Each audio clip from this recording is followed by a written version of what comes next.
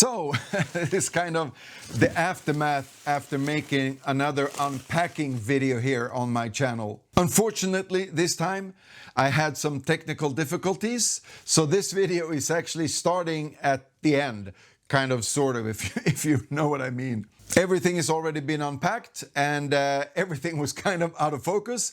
So I'm just going to do a quick little video showing you what I got this time, because it's really cool. I'm starting a new collection, which is Britain's Deetail, and I have a few figures that I bought last couple of years and a few vehicles, and I have a lot of my old figures I had as a kid. But after so much Airfix and Matchbox toy soldiers, I figure it's really time to get down and dirty into the world of Britain's Deetail figures. Because as we know, they're like the cream of the crop for toy soldiers back in the 70s. And it ties really nicely into Airfix, as Ron Cameron sculpted a lot of the Britain's Deetail as well as the Airfix toy soldiers. So since there's no unpacking to do, I'll just show you what I got, like kind of in the order I unpacked them, and we'll see if there's any fun. There's going to be some cowboys, some World War II, and some pretty interesting stuff, I think. And I'm having a lot of fun collecting this, so let's have a look. So always when I do an unpacking video, if I have flat packages, I usually open those first, and that means catalogs. One of my favorite things to collect. Cool thing about catalogs is if you can't afford or have room for a lot of toys, you can buy a few toys and then get the catalogs, because these we all remember and flip through as a kid to see what we could and couldn't get. And the cool thing with this one is that this is the 1971 catalog from Britain's, and this is the first year they released the Deetail line, so it's a good reference to find what you should actually buy if you're starting from the start. First year, there was really only two armies, the US infantry and the German infantry. The German infantry, kind of expected. The US infantry, kind of unexpected, considering Britain's is a British toy company.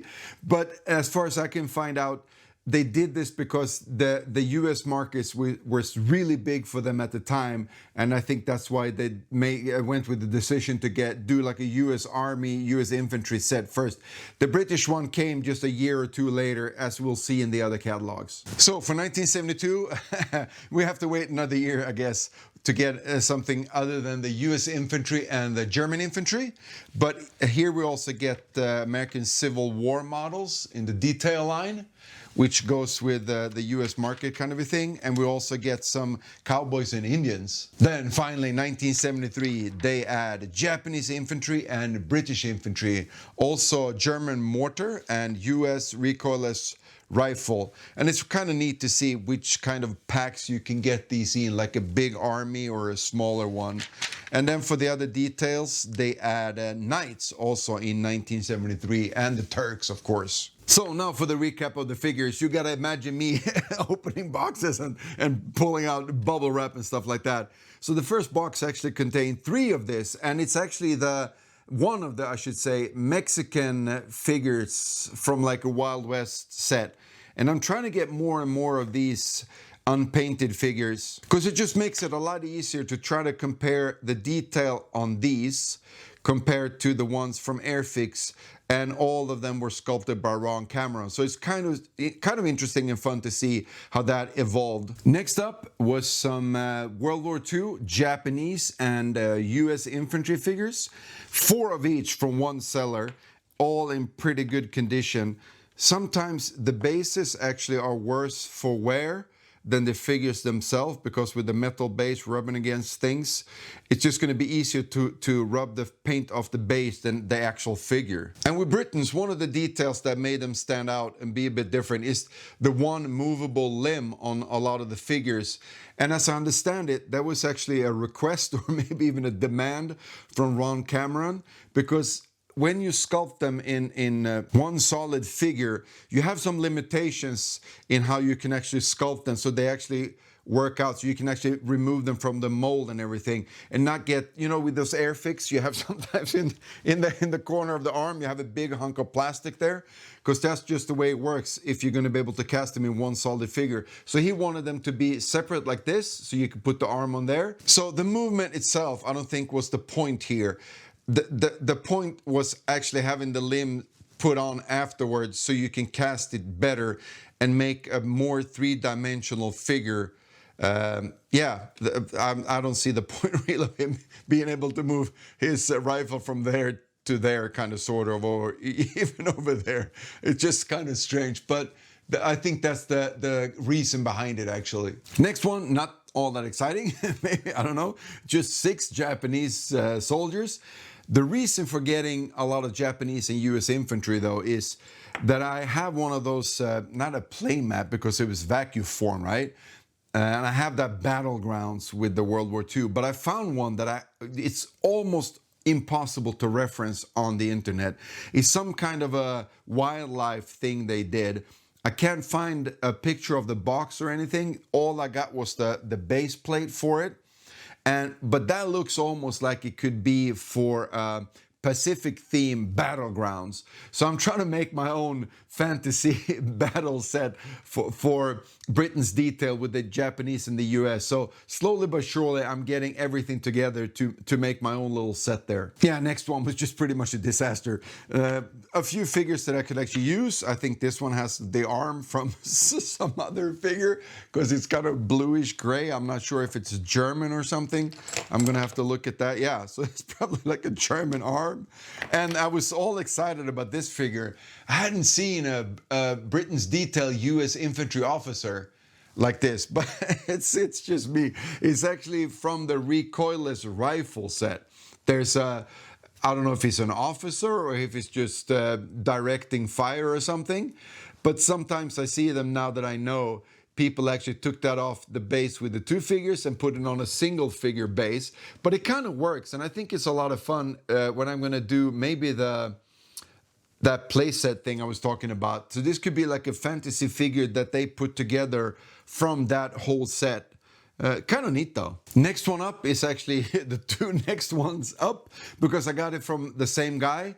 He trades a bit on a Swedish auction site called Tradera. His name is Frederick, and he's kind of a Britain's Deetail guy. He's got a lot of good stuff. He goes to Sandown Toy Fair in the UK a few times a year and pick things up that he kind of resells what he doesn't want for his collection.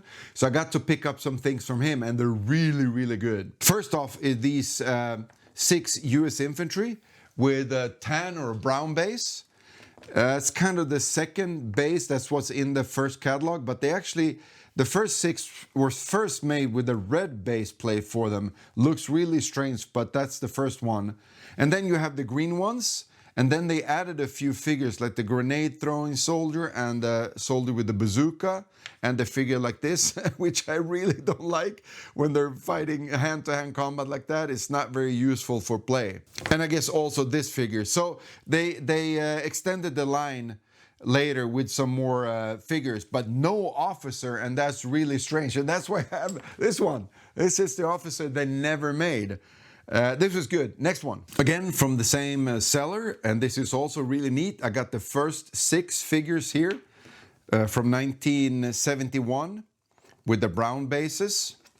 And then I got the rest of the line that they released later with like the radio operator, the officer, which was not in the first series. And you got one soldier here marching. You got the flamethrower, and you got a kneeling rifleman, because the first kneeling soldier was actually the machine gunner, which is super, super cool. All in all, really good to find so many figures from the same seller and try to save some on shipping.